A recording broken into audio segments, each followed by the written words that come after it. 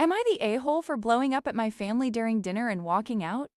So I 28F went to my parents' house last weekend for dinner because my mom insisted it was important we all be together. For context, my brother 31M lives out of state, barely calls and only visits maybe once a year. Despite this, he's always been the golden child.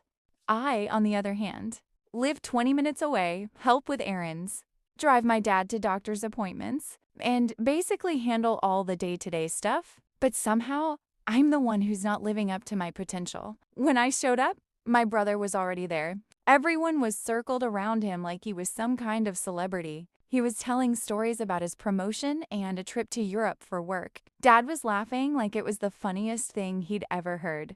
Mom was practically glowing. Meanwhile, when I sat down, I got a quick, "Oh, you made it. Not hi, how are you?" Just like I was a late guest. Dinner went on like that, my brother bragging, my parents soaking it up, and me just sitting there eating in silence. Then my mom asks him if he's dating anyone new.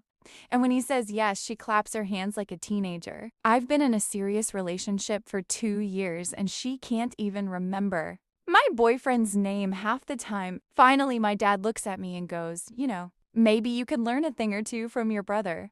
I don't even remember what came out of my mouth word for word, but it was the Hernandez family lived in the same house for 40 years. After the father died, the mother, Alina, raised her 3 kids alone. Isabel, the oldest, gave up her youth to help raise her siblings.